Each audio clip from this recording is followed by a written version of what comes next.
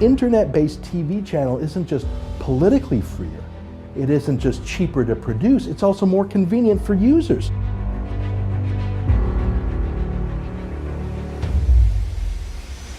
Matt, come on in, please. Your reaction, first of all. Well, it's a big, big step in this process, especially to get a Democrat.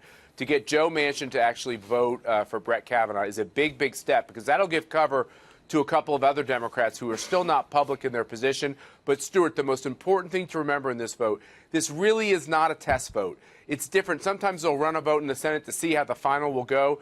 There's still 5 or 6 members who could switch their position between this vote and the next vote. So all this really does is get us into extra innings to finally figure out where they will be tomorrow on confirmation. Would you expect to see some of those senators, Democrats, from Trump voting states, would you expect them tomorrow to vote yes? I really think there's a real chance. I think Joe Manchin knew that if he didn't vote for Brett Kavanaugh, that he has a really good chance of losing in West Virginia. I think he still has a really good chance. But people like Joe Donnelly in Indiana and Mr. Tester from Montana, they are seeing their leads evaporate in these races. And a lot of it is because Republican voters, Trump voters, and conservative voters are saying, this is a test. Are you really with the Trump agenda or are you not? So look for more Democrats. You know, this is painful for people who don't know what they think, Stuart.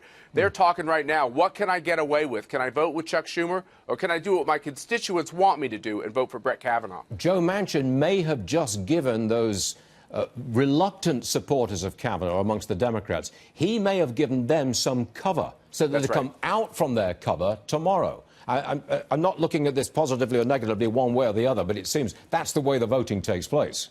That's exactly right. Look, Joe Manchin is the quintessential candidate. He's got so many things going for him.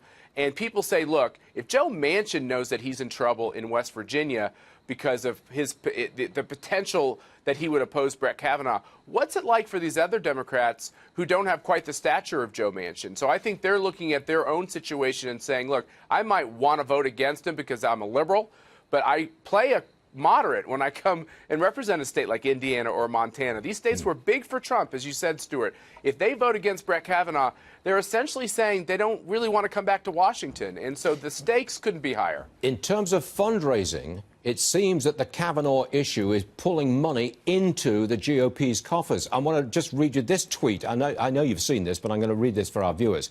Thanks to our great supporters who want to see Judge Kavanaugh confirmed, the RNC had its largest fundraising day in history last Sunday. Could it be that the Democrat strategy throughout this is backfiring here?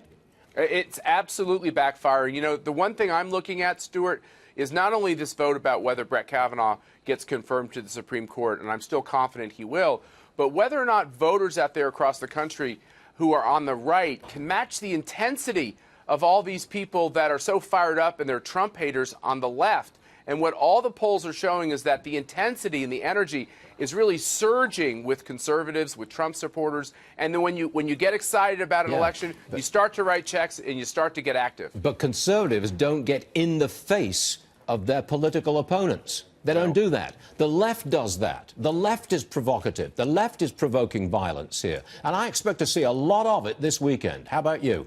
You know, Stuart, I'm kind of disgusted that the Supreme Court is being talked about within the election context. But you're being honest and I'm being honest. It is because of what the left has done. They make everything political. They've made everything about the Supreme Court political. And here's the thing.